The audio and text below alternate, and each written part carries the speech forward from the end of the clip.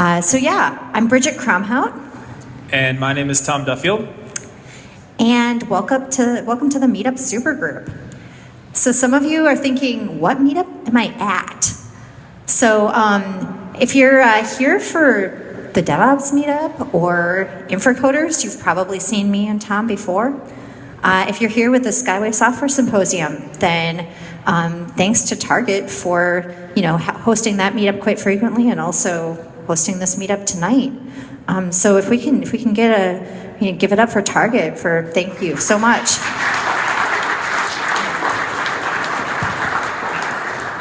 And I think we're probably contractually obligated to say that wonderful people from Target's recruiting team are near the front or back of the room. So I know we're all hiring, so is my company, but Target hosts these meetups for a reason. Okay. All right, so quickly, who here is part of the DevOps group? All right, who here is part of the Infracoders group? Awesome. And who here is part of Skyway?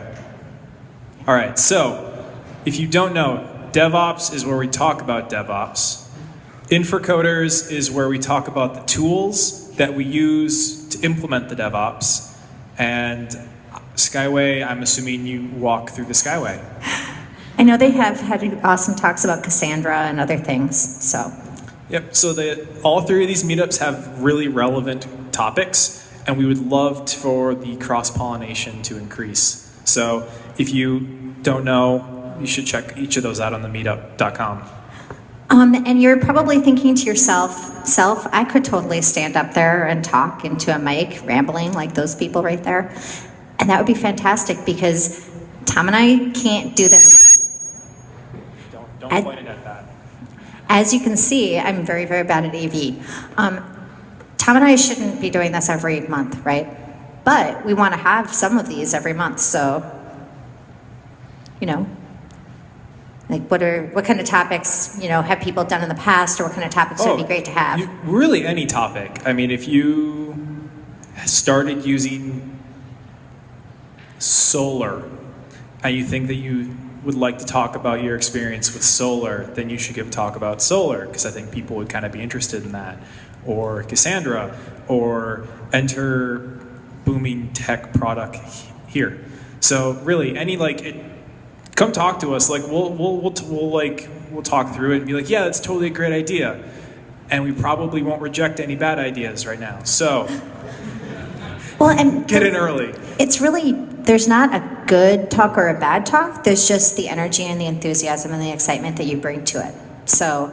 And also your local meetups are a wonderful place to work on the talks that you're going to give at larger events. Like say, for example, DevOps Days. Who here has been to DevOps Days Minneapolis? Who here has been to 8 DevOps Days? Mm-hmm.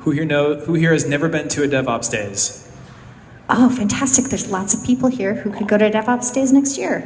Yes. Oh, wait, it's already 2015. Shit. DevOps Days this year. So DevOps Days is a 2-day kind of unconference. It's going to be on Wednesday, July 8th and Thursday, July 9th this summer. It's going to be at the Hilton downtown.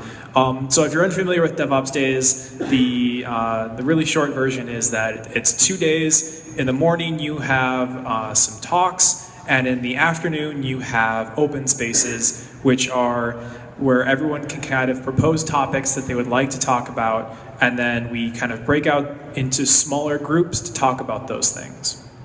It's a lot of fun. I highly recommend that you come check it out. It's a blast.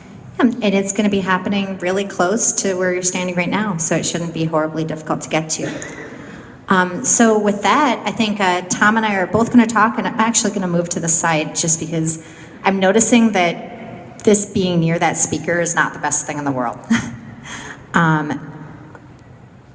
But in any event, so yeah, today I'm guessing how many of you, raise your hands if you came to this talk specifically because we're talking about Docker. Yeah, I thought that might be the case. Okay, so how many of you are actually using Docker right now? All right, and how many of you are running Docker in production? Yeah, so very few of you, some of you, I want to talk to you afterwards. Right? Okay, so very few people that I've talked to, not just here, I actually gave this talk in San Francisco last week, and almost no one in the audience was running Docker in production. So, why am I talking to you? Who am I? I would say a lot of you probably already know who I am, but if you don't, I'm an ops engineer. I work at Drama Fever. We're hiring. Full-time remote from here to a company that's in New York and Philly. So if you like the idea of that, if you're a big fan of not going outside when the weather is bad, or, apparently New York and Philly are stealing all our snow, so I'm not really sure what's going on there. But I'm involved pretty extensively with DevOps Days, helping advise some other cities and helping with the one here in Minneapolis. I co-host the Arrested DevOps podcast, and you can find me on all the usual internet places. And at Drama Fever, we are a streaming video site that is kind of like Netflix, but for Korean soap opera. This is actually a thing, and it's awesome. And we've been around for about 5 years, and we've been running Docker in production since probably, I'm pretty sure at that point, the only thing on the Docker website was like a giant thing saying, don't run this in production. But my boss, Tim, was like, I fear nothing, let's do it. I joined last summer, so I joined a Docker in production already in progress. Do you mind if I tweak it? Yeah, you want to, sorry, what? Do you mind if I turn the Oh. volume down a little bit? Sure. A little less squeaky? Try it. Talk. Oh, okay. Is that better? All right, excellent. All right, so anyway, So we've been running Docker in production for quite a while, and a lot of people, when they get over you're running Docker in production, want to know why.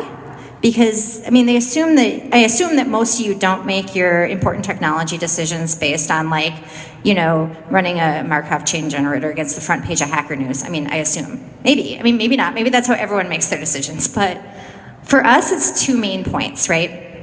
Our development process is a lot more consistent because there's no more of the it works on my local. Everyone's local is using the exact same container. And which, if you've ever heard, it works on my local, you're aware that definitely cuts out a lot of friction right there. And then it also makes our deployment processes more consistent because there's no possibility of it partially got deployed or some of it is out there and some of it is not because there's one container. So if the container is out there, then it's being used.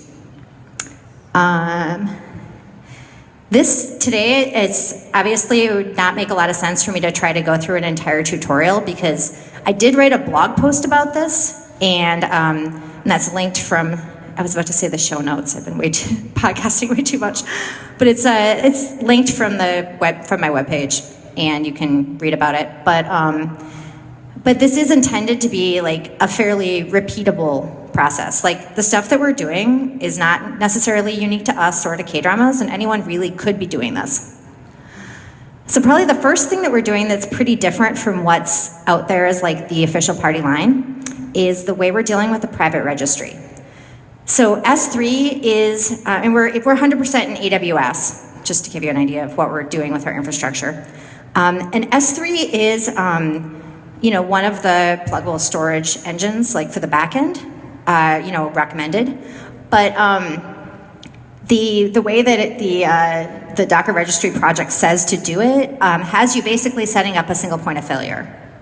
And so we apparently, this is before I got there, but we did try the single registry server. Didn't work super well, didn't scale super well when 20 or 30 or 50 instances were hitting it at once. It would kind of melt down.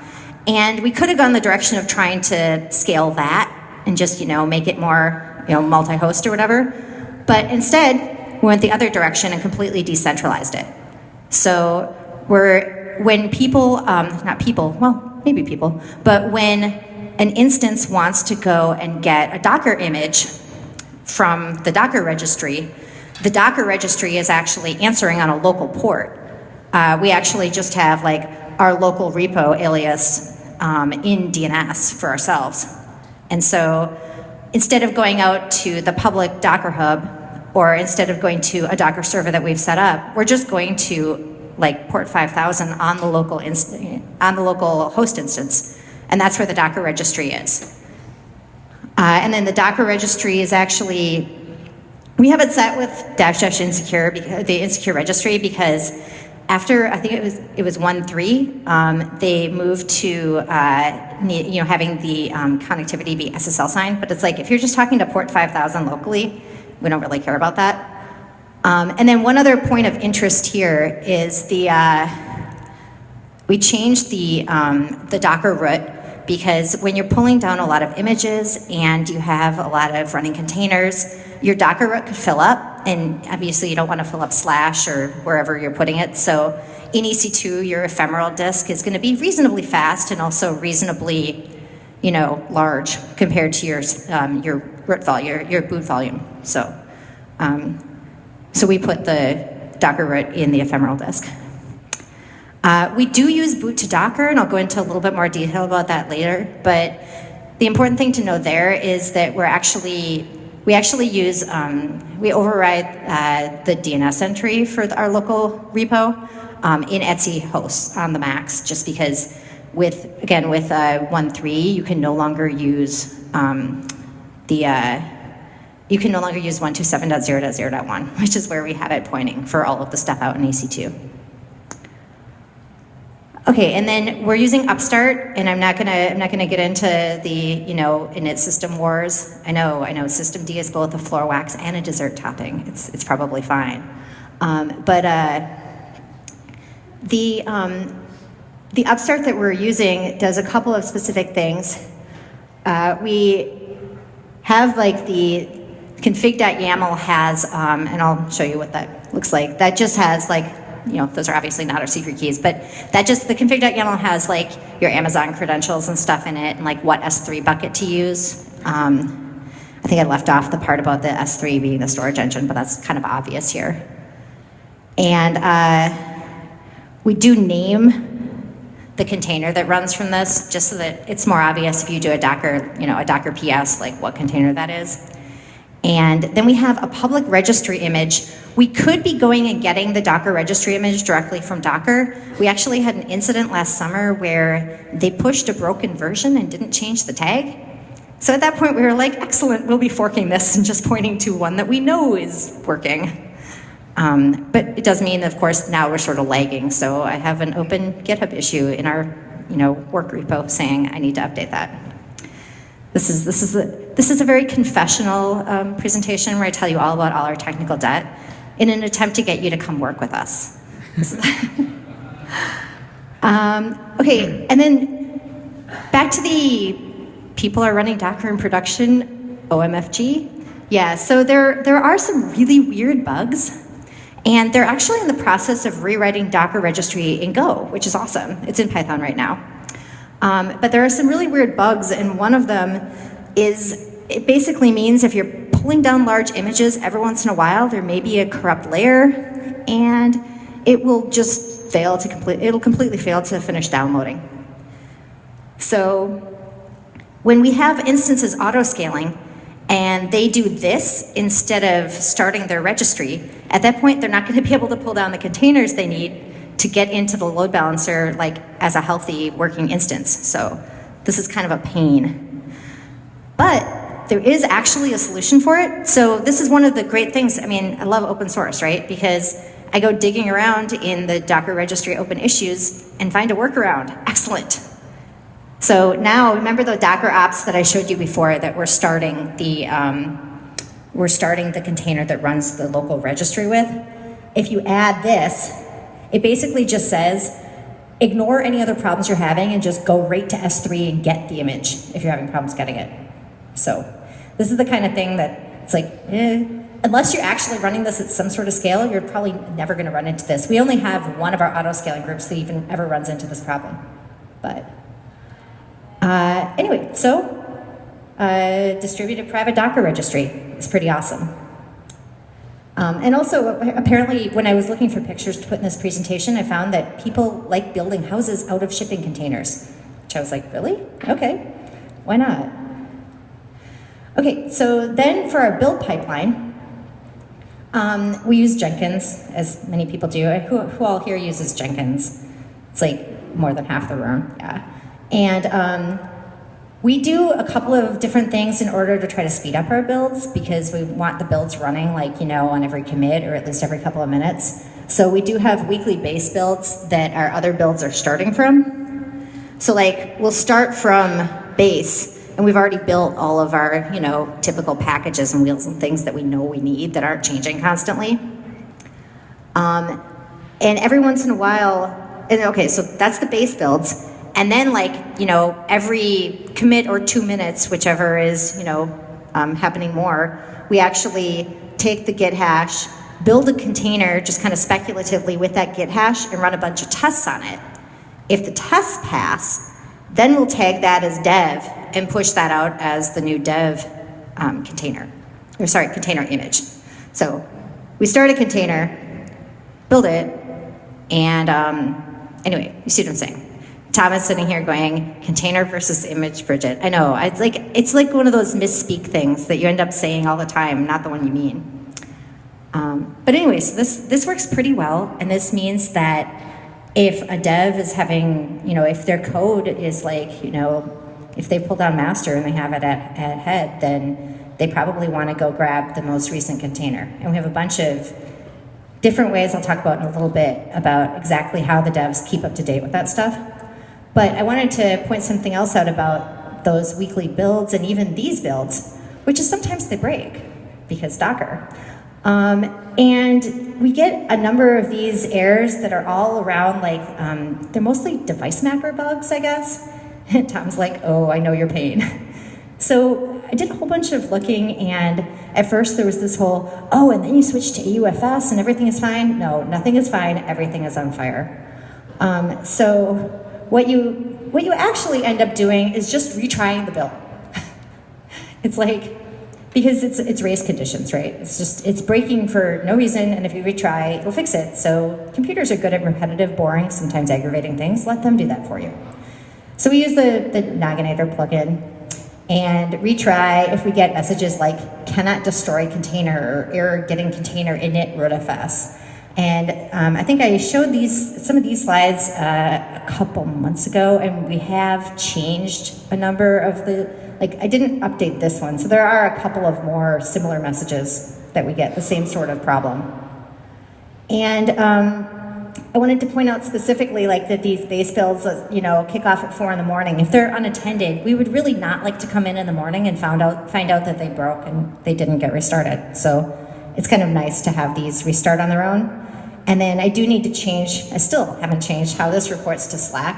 I kind of want to change it so right there it says Docker fail, because that would be kind of funny, instead of somebody having to go check.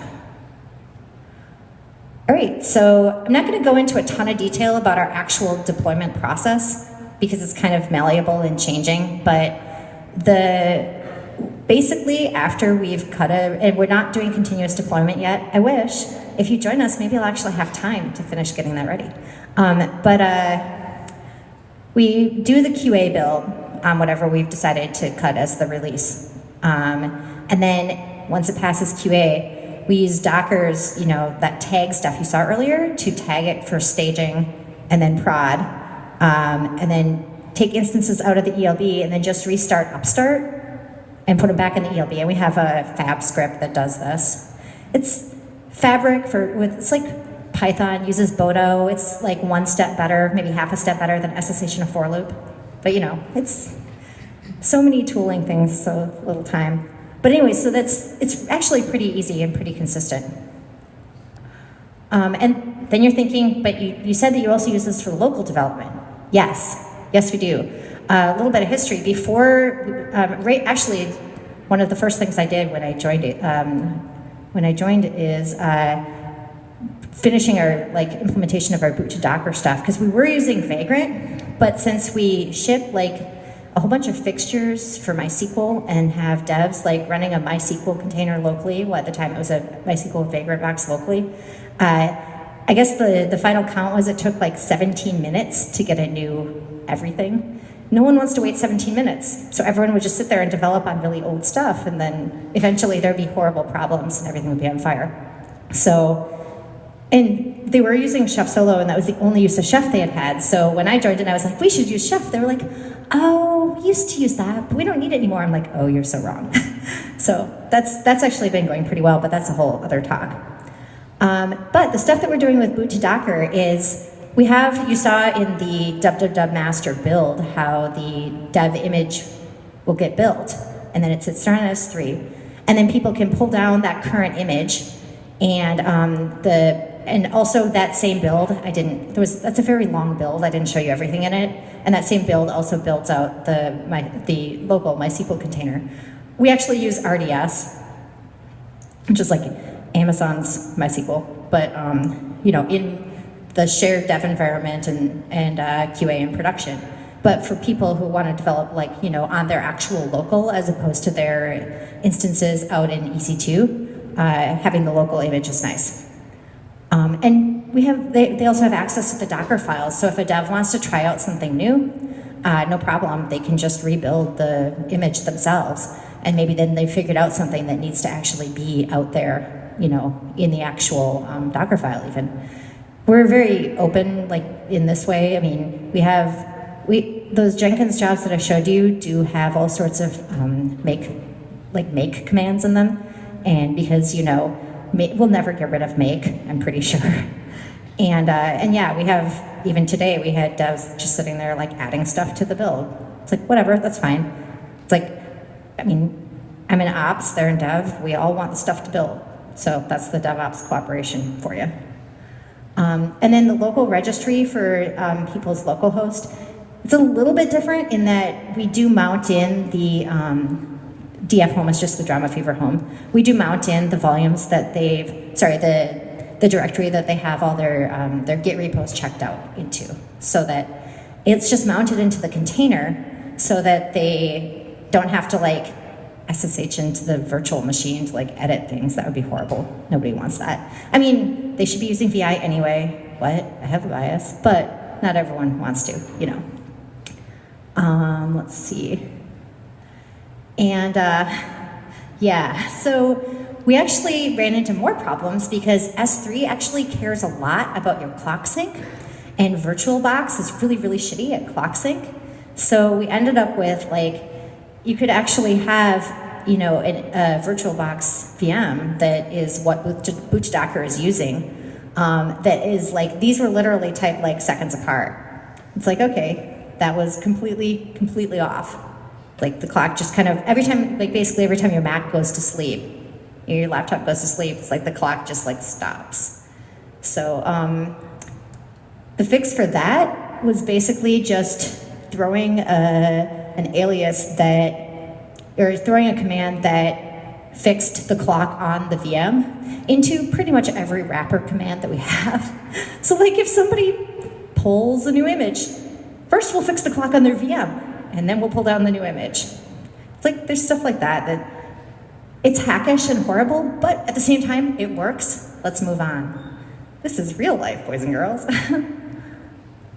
Okay, so, and then one other thing, until Boot to Docker 1.3, we actually were running a forked version of Boot to Docker because the volume mount stuff did not actually work in the mainline Boot to Docker, and that was the main feature we actually needed. So we just used, Tim Gross, my boss, had just ended up forking it, and then we were able to move back into mainline after they, which is always better, right? Because then you can actually submit bug reports. But once we actually, were able to use the main one. And then something else to keep in mind is that besides people being able to use their, preferred editing environment, it also matters to be able to see logs, right? We have our main app is a Python Django app, though we also have a whole bunch of different Go microservices. So, hey, Drama Fever, it's a place that you could write Go for production use and play with Docker. And we also actually, another thing that I did a couple months ago is set up the containers stuff for our front end devs.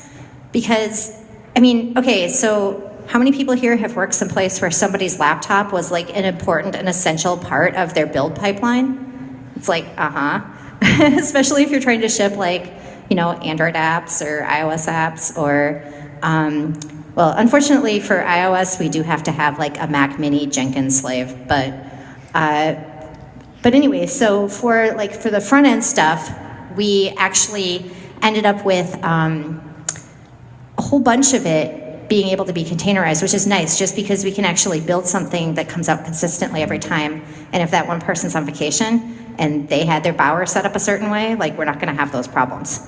That said, it seems like all these front-end tools really expect you to be using them interactively on one person's computer. So like Bower in particular is a horrible pain in the ass. There, I said it, it is. But it's like people complain about Node. I'm like, no, Bower. NPM is whatever, but Bower is worse. But as long as you like, you know, force it to allow you to use it non-interactively, it works okay. So, and then another one of our devs actually started using Fig, which is something that was on my list of like, I want to get to this in my copious free time. And the stuff that he's been doing with it is so cool that we're going to probably move it pretty soon out of our hacks repo into like, you know, the actual process of what we're using. And so this could actually replace some of the gnarly shell scripts, yay. And what this is just kind of meant for orchestration. So you basically just, you know, define like which volumes you're going to mount and maybe what this container is going to link to. Like this is a definition for the Django container. It's going to link to the MySQL container when running, what ports it's going to be on, that sort of thing. So, and we're not. I don't know that we'd actually be using this in production anytime soon, just because, like in our Nginx config, for example, we just pass everything off to all the microservices with an upstream. So, you know, like we don't have to do a lot of local discovery, but there's definitely, for local use at least, it's very useful. We also, even though we're in this exciting world of auto-scaling where like I think our average instance lifespan is about, you know, 18 hours or so, we do have instances that stick around longer, in some cases a lot longer. And, you know, like dev and QA type instances can end up pretty cluttered up with like stop containers that somebody ran interactively and then stopped it. And then it's just sitting there taking up RAM, you know, taking up disk. And it's like, you know what? The hell with it, we're just gonna clean them out. And if you've used Docker at all, you're looking at this and thinking, that's terrifying. Well, it's not really that terrifying because it won't delete running containers. So it's like, all right, just delete them all. And then it just spits out errors. Error, cannot delete running container. And you're like, YOLO. And then, you know, the magic of awk if you want to actually clean up your images. I'm putting these slides online. You don't have to write my awk down. That would be terrible. I apologize in advance if you're trying to. These are actually already online, so. Okay, so all of the things that go wrong. I don't know, Tom, how much time do I have to talk about things that go wrong? How are we doing on time? Oh, excellent. All right, I'll just tell you a couple of the things that have gone wrong. Although I talked a little bit about all the race conditions before, we've had some really weird, spurious out-of-memory errors where like free will say that there's memory, but when you try to start a new container, it'll just say, you know, hey, cannot allocate memory. And you're like, what? And then if you like stop and restart the registry, then suddenly you can allocate memory. So that's kind of fallen, in my mind, into we need to upgrade our registry because that's probably where the problem is. Because, I mean, I don't know about you, but I've definitely never written anything with memory leaks in it, right? It's like, I assume that that's probably what's going on there. We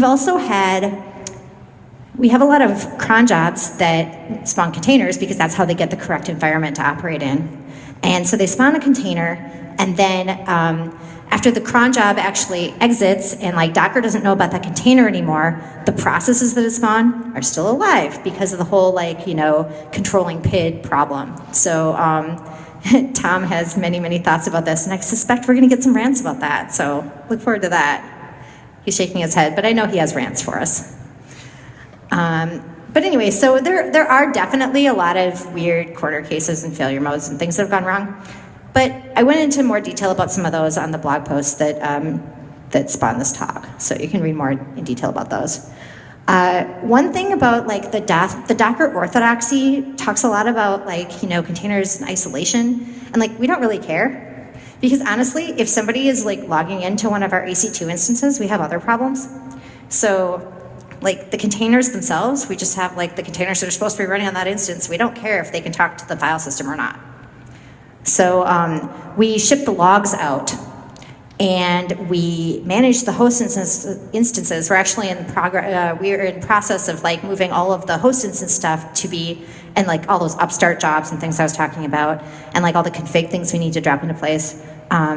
Moving those all into Chef so that we're basically like no longer, you know, hand whittling anything about like our base AMIs or anything. And we use NXLog to actually ship the logs that we've exported from the container with the mount. Because we do care about the logs, we do care about them quite a lot, and this is probably the piece of our infrastructure that I'm gonna make the most changes to in the next year, or maybe 6 months, because all of the stuff you see here, well, obviously not CloudWatch or PagerDuty, well, I don't know about PagerDuty, but not the stuff that other people are running, but all of the stuff you see here that we're running, we're actually running inside, you know, inside Docker containers, which in some cases is sort of ludicrous, right? Like your Graphite server does not need to run inside a container. You're not relaunching it all the time. It doesn't change all that much. So we're not necessarily getting a lot of benefit from having this stuff in containers. And in some ways it can end up being a pain. So that's kind of my like word of warning. Don't containerize all the things. Like only containerize the things that you're actually going to get benefit from containerizing or that change more frequently. And because, I mean, there is a certain amount of effort to have the stuff be inside containers, so there should be a reason. And I guess I'll just wrap up with some of the stuff that's kind of exciting and cool right now, which is we're actually, what I mentioned before, like, because we're a streaming video site and we have an iOS app and we have Roku and Smart TV and an Android, and we're building for all of these things. And we want to be able to build the Android stuff and in containers.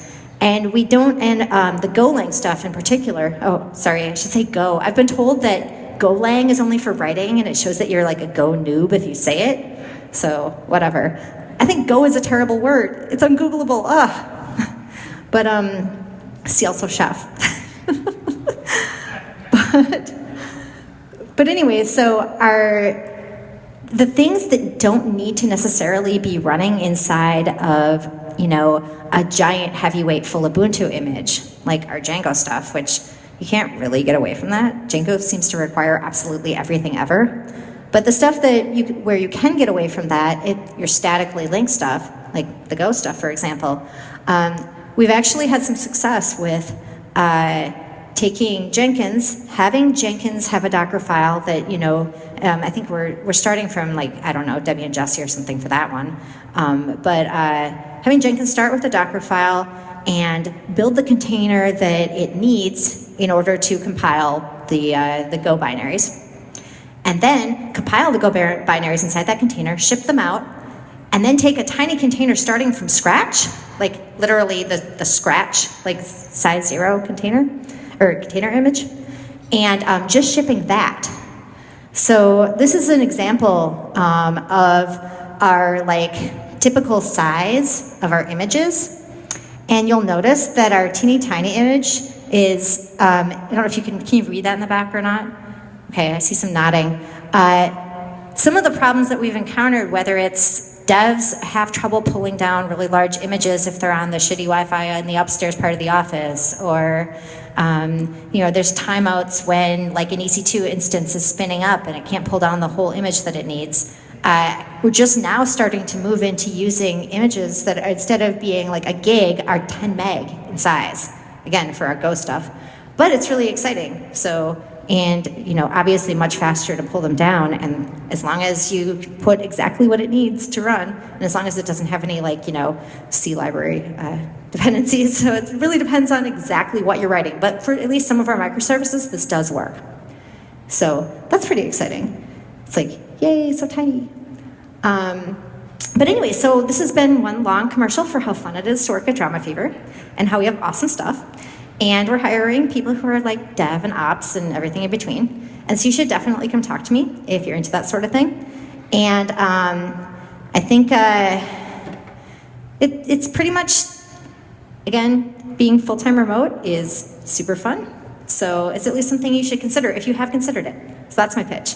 And hopefully this was entertaining / informative. And now Tom has a lot of more stuff to talk to us about. But you can go ahead and take that off my laptop if you like.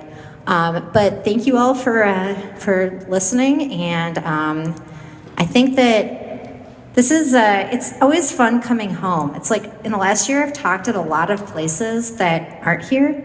But talking here is always so fun because all the friendly faces and all the people I know and all the people who I haven't met yet but who live here, and so I can talk to them. So I'll be around the whole night, but I'll probably be the last person out of here tonight. So be sure to come by, say hi if you have anything exciting or interesting you want to talk about, or if you want to, I don't know, if you possibly want to join us. I should mention that even though Drama Fever is a startup, we got bought right at the end of 2014 by SoftBank. They're a Japanese holding company. They own Sprint and Yahoo Japan and like 1,000 other companies. So we're not a startup like, oh God, we have no money and we have to decide whether we want to run stuff on an M1 small or a T1 micro today. It's not like that. So it's good and fun. So anyway, I'm going to hand things over to Tom.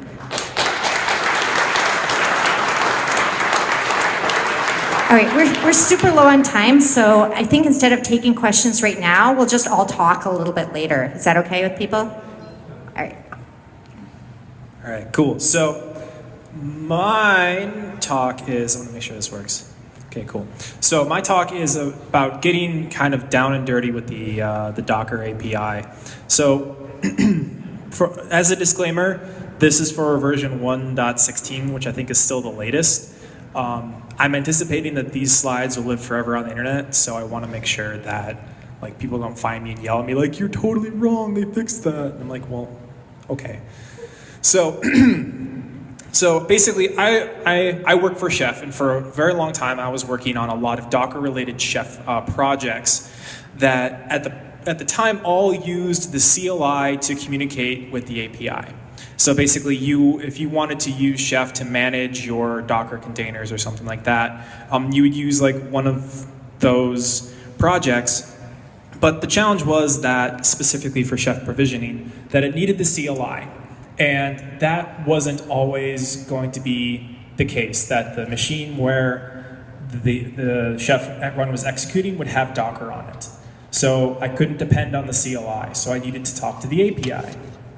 So basically, the process of moving all of these things from talking to the CLI to moving to the API was a lot more difficult than I anticipated because Docker documentation was not awesome. Surprise, surprise. Essentially, the way, like, it doesn't, like, if you're very familiar with using the CLI, moving straight into using the API was, like, really, really different.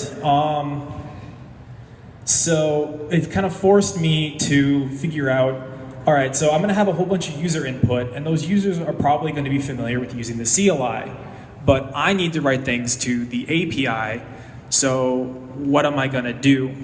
And the result was this PR to the Docker API Ruby gem, which you can take a look at. And basically, the TL, too long didn't listen. I wrote a Ruby class that will convert CLI input into API input. So you can like take a CLI string, pop it in this class, and it will create an object that you can pass directly into the API. And it's a lot nicer than the Docker Go stuff because it's all in one place. So why would you want to use the API? Well, let's say you don't have access or permissions to the shell. Or to install Docker. Like maybe that's a situation where the application that's actually parsing the input doesn't have access to the shell. Or you can't install Docker natively on the thing. Maybe you have an iOS app or an Android app where you want to be able to like push a button on your or like use Siri, like give me 600 containers, and it would spin up 600 containers. Or Windows or OS X where you need a VM. So if you're running anything natively on those applications, you don't have the CLI necessarily. And also, you're not shelling out, which means no shell vulns. Yay! So basically, tips to get started with the API. If you take nothing else from this talk, take from these. Keep an eye on the remote documentation. Docker has the habit of releasing things in the API that they don't announce in their blog posts. There was, I think, probably 2 or 3 things that they changed in their API from 1.15 to 1.16 that they didn't announce in the blog. Like, I actually had to go to the API documentation and look and like, oh, hey, they did the thing. And also, don't write it from scratch. Use existing libraries. That's a mess. Like, unless you know how to do HTTP session hijacking, don't even just use the existing libraries. So basically, the rest of the talk is going to be me talking about all the things that piss me off. So basically, the CLI does a lot of validation and transformation on the data that you pass into it before it passes it to the API. And that's the toughest. Yeah, that is it's not documented, and you have to like go into the Go code to like, oh, okay, so I'm gonna go into this file. That's not the right file. So you like do a GitHub search and get 1 million results, and then you're like, okay, cool, I found the thing, and it points you to this other file that you don't know where that one is either. So not only do you have to learn Go, but you have to learn the Docker like library structure so that you can figure out how they're parsing this goddamn string. So that was a pain in the ass. So the gotcha number 1, those fun names that you get, those are generated by the CLI. So if you're using the API, you need to specify your own name. That's fun. The command and entry point, like when you actually like create an API request for the command and the entry point, those have to be shell word arrays. So when I say shell word, like the Bourne shell expects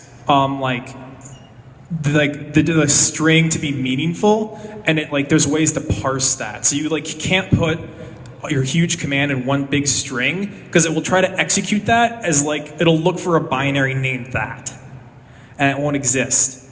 So you have to be able to parse that. I say have to. All indications on what I found says this is the case, but I haven't actually been able to confirm with a double-blind study. So for the most part, that's true. Device mapping. When you specify in the CLI, you get these nice little things, host path, container path, and permissions. However, there is a mapping that they didn't document in their API. It's devices and then an empty hash. And I'm like, what am I supposed to put in that hash when I have a device? This is one of the things I had to go into the Go code to figure out. That and the default permissions. I couldn't find the default permissions anywhere on the documentation. I finally found it, I think randomly in the CLI output. It was I think that's it. So, environment files. So you get to pass in fun parse this file. When using the CLI, you just point to a file. Yeah. You're going to have to parse that, go iterate through each line, and validate that it's a correctly constructed variable declaration yourself. So yeah, exposing ports. The whole ranges thing, being able to specify a range, that's the CLI. You have to go through and individually iterate every single port that you want to expose in that range. I hope you like loops. And you also have to specify the protocols. So you have to know that TCP is the default. Once again, none of that stuff was actually documented on the remote API documentation. Memory. You get to specify oh, I want 2 gigs of memory. Yeah, the API only accepts bytes. So you have to do the math to figure that out. And if you're like me and you can never remember, is it 1,000 or 1024? Oh, whatever. So that was me at 10 o'clock at night dealing with this. All right, so publishing ports. This is fun. So a single CLI input is peppered all over the API. So you have the IP, the host port, the container port, and the protocol, once again. So one place it goes into the exposed ports, where you set the container port in the protocol as the key, and then the value to be an empty hash. I still don't know if there's anything that's supposed to go into that hash, or if it's just empty. And then in another place, you actually have to take host config port bindings, and then that same thing, and that's where you set like the host port and the IP port and the host config. So once again, like, if I didn't know, like, I kind of like assumed through trial and error that I had to do both of this, but I had to actually look in the code to figure out, like, yeah, okay, it does that stuff. Volumes, once again, taking a volume, peppers it all over the API. So IP host, that's the wrong one. Copy and paste error. The next page is right. Anyways, so if you specify one volume, just like I want to create a volume in the container at this place, then that's one thing. Once again, empty hash, don't know why. But if you specify host and container, that's two places where you have the empty hash and then an array with the string. So, like, that was like a month and a half of my life to figure this out. So I think I gave most of that to you in like 10 minutes. So you can send me the money that like the difference there. Like, I'll totally take that money. Yeah, that was really quick. Questions? Yes. See, I knew. They're in a Google Drive. I am anticipating that I will turn them into a PDF and post them somewhere. The really important bit, like, really is this Ruby class. That's where like I spent a lot of time on this class. It is the most beautifully crafted piece of Ruby code that I think I have ever created in my life. I documented this more than I think I documented most things ever. So, like, this is the thing you want to check out, but I will post the slides. All right, cool. So we're going to do questions for both Bridget and me now. Yes, I'm done. Clap. Thank you.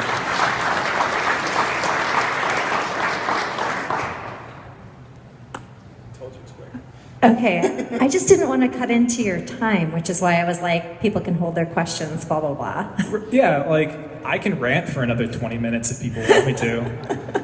Like, that whole could not delete container, trying to test this when you're actually like testing against containers, but like spin up a container, run a basic test, and then shut it down.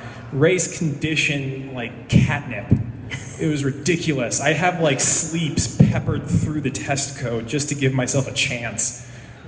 Yeah. So a lot of those device mapper bugs that we've run into have been a problem for you too. Yeah, especially when you're going super quick. Like, literally, my test suite is probably 3 times as long as it needs to be, simply by the number of sleep, like 1 seconds that I have to give my, like, just so that I don't run into those device mapper issues. And that's the same problem that we have in our Jenkins builds. Like, they're slower than they would otherwise be for all of the sleeps and waits and things. We would have a lot more race conditions if, even though the containers were namespaced appropriately, but we would have like a container that still hadn't been cleaned up yet from like running some tests, and then, or maybe like a linter container, and then we needed, a test container. Oh, we gotta wait for the linter container to finish, because if we try to launch the next container, it'll most likely, even though it won't have any kind of namespace collision, having more than one thing poking at the device mapper, like, file system at a time is... Yeah, and there were situations where, I'm trying to remember what caused it, but there would be a container that I could not delete. Like, I would, I couldn't stop it, I couldn't remove it, I had to like shut down my VM and reboot it so that like the process would quit inside of it so that I could actually remove the container. Oh, I forgot to mention one of the really awesome bugs we had that showed up on our Graphite instance, because that's where you want things to go horribly awry, which was the disk filled up. This is where we had not yet figured out, I guess, when that instance had been launched, that we really needed to keep the Docker root someplace with a lot more space. And so the disk that the images were on had filled up, and then I had fixed it, and I thought unfucked it. Yeah, no. Try starting a container from that image. It runs for a minute. You like looking around inside it, ls, some stuff. A couple minutes later, LS, command not found. What? On-disk corruption, boys and girls, it's fantastic. You also can't get the logs of a Docker exec. Oh, I haven't even tried to no use way to Docker attach. exec. So Docker exec is wonderful because you don't have to install SSH. See, we don't SSH and you into don't our have to install containers anyway. NSEnter. So, But we don't SSH into our containers anyway because we just -v the logs out. So yeah, but like when you want to start the so we were like starting the container and then going in and like running test commands against it. So like when you have a container, you install an application into it, like PID1. Yes, sorry.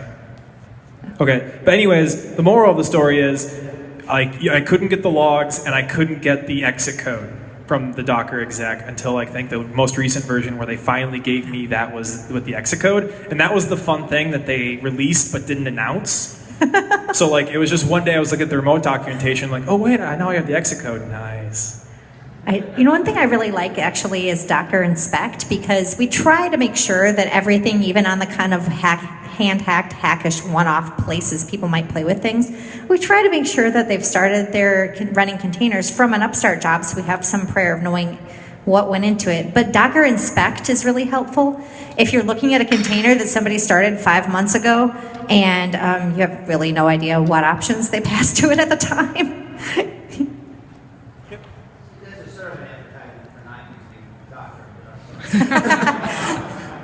No, you should totally use it. It's awesome. Let's run this mic over there actually so we can hear your question. Yeah. So I would say that you're sort of an advertisement for not using Docker in production right now. What is your sense of kind of their funding and their organization, and what's the trajectory of Docker as a group? And when's it going to hit critical mass and be functional, or when's it going to crash and burn because they took on too many people at once? Okay, so I have opinions on this, so I can give my opinions. Okay, so they have all the money. Like, people are throwing them money right now. The big thing was that up until recently, they didn't have any direct competition. If you're familiar with Rocket, that was announced, and that is its own side thing. So, who's familiar with the Gartner hype cycle? So they are on the down part. And I think they're just starting to crest and starting to slide down. So it's going to be rough for them because now Rocket's out there and people are going to want to be doing that. More people are going to be going into production and finding all of these little bugs. And it's going to be sad for them for a while. But I think eventually they're going to level out. But I think my advice to people is invest in containerization, but don't tie yourself to Docker. Right. See, what I would say to that is containerization is not new. And those of you who maybe have been doing this for a little while are like, what? Solaris zones, FreeBSD short jails, whatever. We've done this all before. And the beauty, the genius of Docker is it's great training wheels for LXC. And the open container specification stuff that Tom's alluding to means that Docker is not the only way to use LXC, and there are now open container specifications that are running on FreeBSD and other things. So basically, Docker I actually think it's pretty great, and I enjoy it. And it's in no way perfect, but hello, you've all met computers, right? I would kind of look at it like investing in a cloud provider. There are people who go all in with Amazon. And they drink all the Amazon Kool-Aid and they love it. And sometimes there are things that aren't perfect that maybe they can do something somewhere else, just as well. It's going to be the same thing. If you invest, it's going to, your investor, you're going to hope that it's going to pay off in the long run. I don't have any insight as to whether or not Docker is going to be the next Amazon. My advice has been and always will be, don't be tied to a single provider. But that said, this is a pretty low friction way compared to rolling it your own to at least give containerization a bit more of a try than you may have otherwise. So if you're thinking about dipping your toes in the water, hey, come on in, the water's fine. You saw my slide with the picture of the boat and the containers falling off the ship. It was wonderful.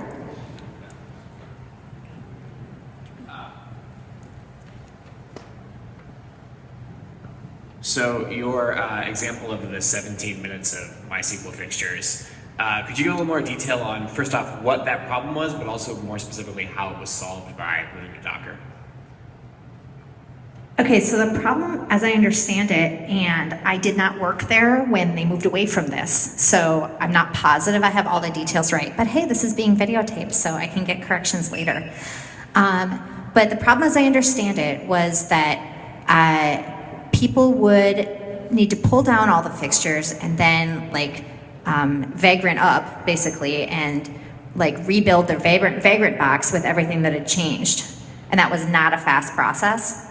And they didn't have the ability, for whatever reason, to have like a completely pre-built image that had all of that stuff in it, and it was very, very slow, apparently. I don't know if that answers the question or not. But I'm given to understand that because of the way it needed to be built, it was much slower. So what's the process now with Docker? Okay, so the way the process works now, and I showed, I don't have my laptop plugged in anymore, but it's fine, it doesn't matter.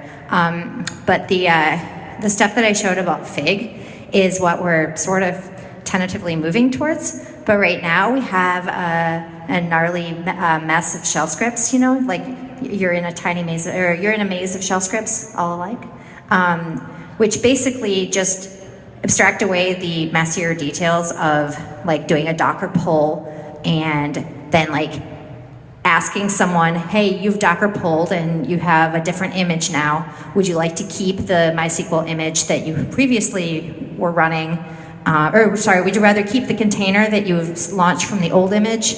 If you made any changes to the data, it's going to go away if you ditch that container and launch a new container from the new image that you just pulled down. Stuff like that. So like I wrote a lot of really disgusting bash that basically abstracts that away so that the devs just can say like MySQL pull, MySQL run, Django pull, Django run.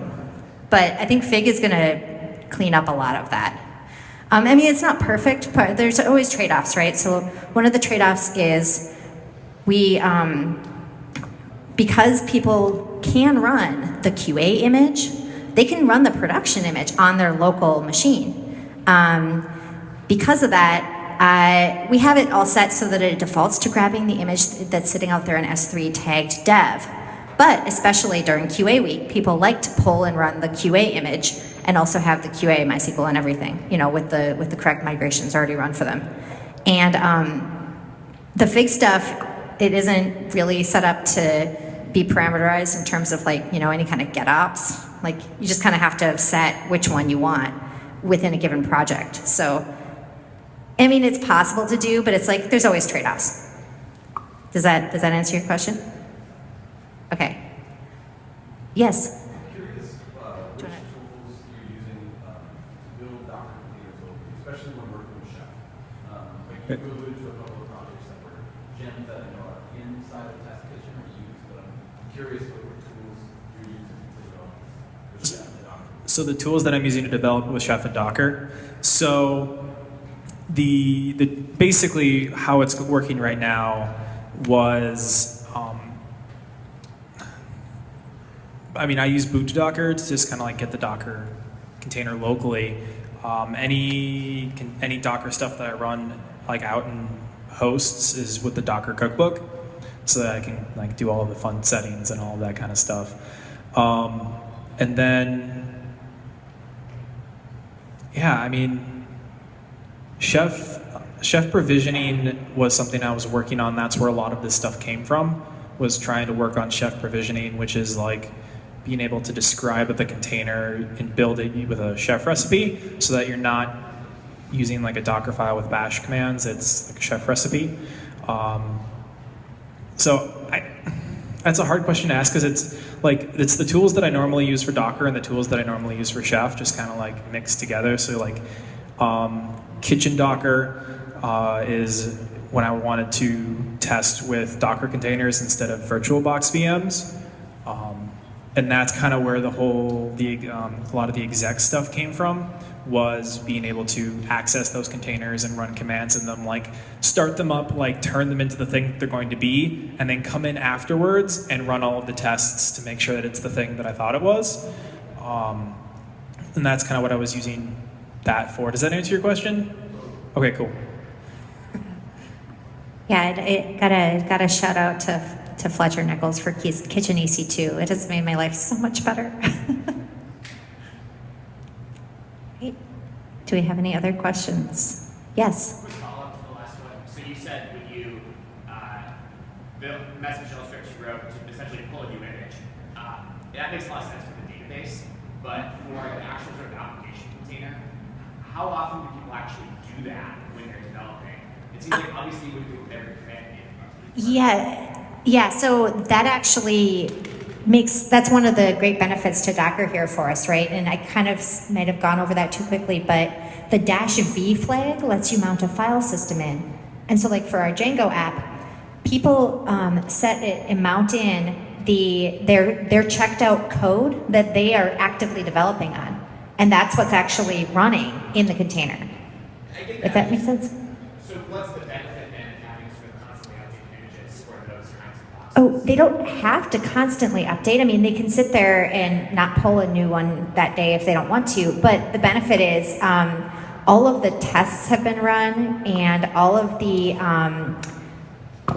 anything that we've ended up needing to add into master, and we're actively developing, so we're adding things all the time. Anything that we've needed to add that maybe is not the tiny corner they're working on, then obviously they're pulling down the master branch at the same time too. But having the most recent container, for example, means that if they have the most recent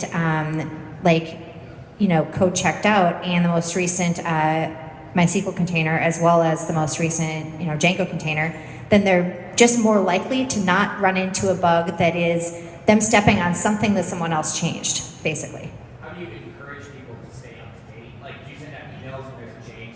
Is that No, there's changes all day. There's changes all day, every day. I mean, people don't have to pull down a new container, but hey, good luck getting your PRs merged if your stuff doesn't work. So hey, if you can develop on 3 months ago's container forever and still get all your PRs merged, I would be really impressed.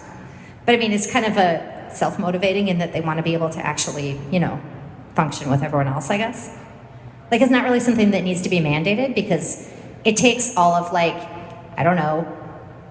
maybe 30 seconds. So it's like super low friction. Yes? Can you use something like Packer to build Docker? Yeah. Yeah, I didn't even go into the Packer stuff we're doing. Yes, that could be a one-word answer. Yes. Yes. He doesn't use Docker files though. What he does is he starts an empty container and then. You're talking about Mitchell.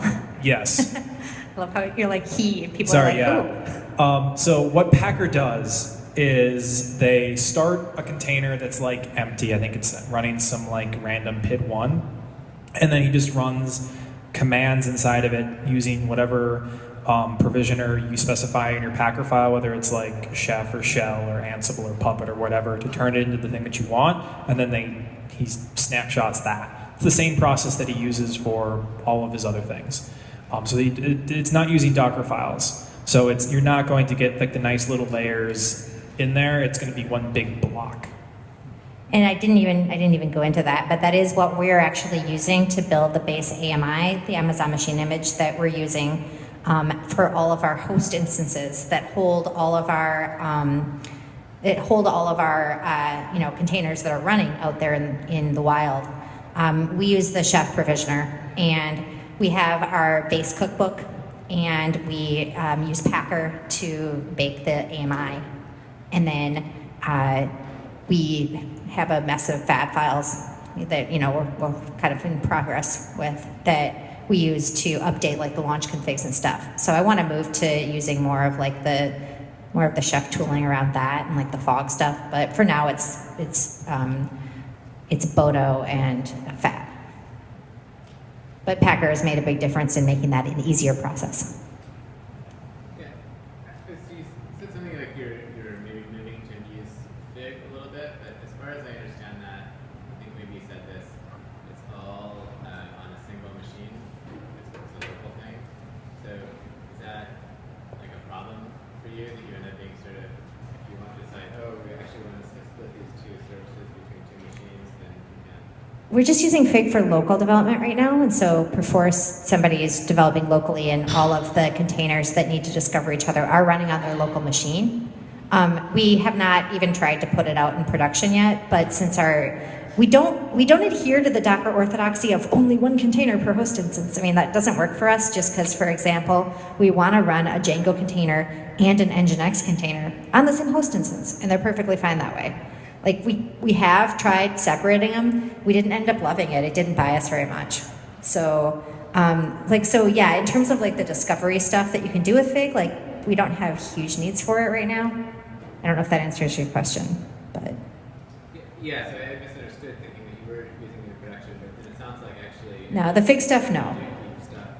If you do have multiple containers on a single host instance, then in principle you could use it in production.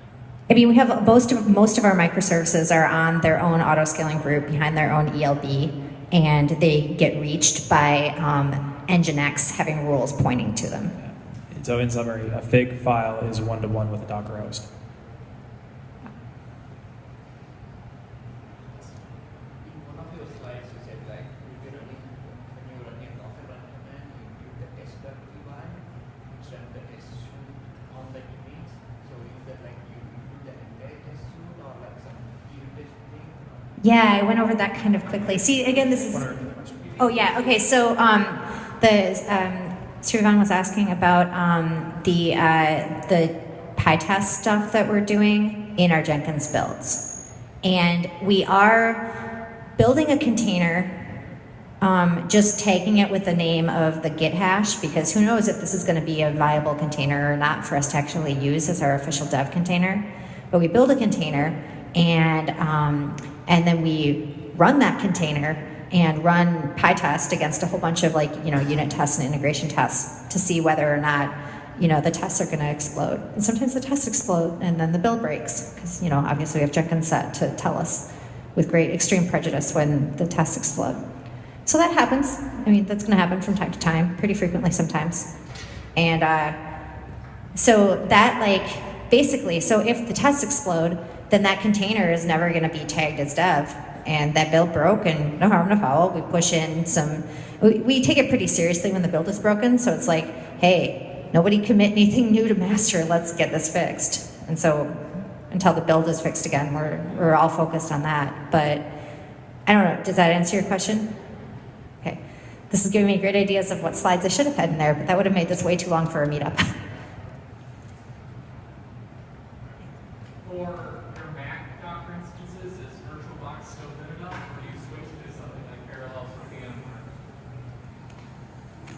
So as far as I'm aware, Boot Docker only supports VirtualBox.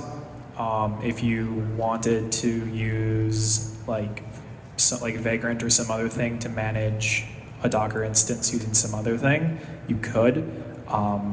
It has, for the most part, been good enough for me, VirtualBox, just because I don't have to deal with like syncing volumes or dealing with any of the Docker craziness. That's all kind of baked in there. So I know people who use some of the other like Vagrant plugins, like for VMware. I don't think there's a plugin for Parallels, but that's as far as I'm. Like, I've never not used VirtualBox with the Docker stuff.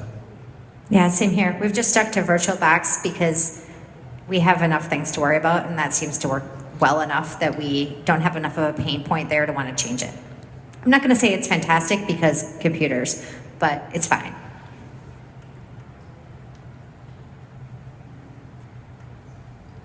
All right, I think we've come to the exciting portion of the evening where you get to socialize and drink some more and come up and ask us the questions that you wanted to take a break before asking. And again, those of you who are thinking to yourselves, I don't know if I want to talk this long or about Docker, but I could definitely talk about a cool thing I'm doing at work. You should definitely come talk to us about how you could talk about a cool thing you're doing at work.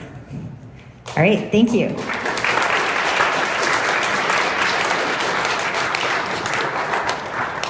Thank you to Jake for videotaping.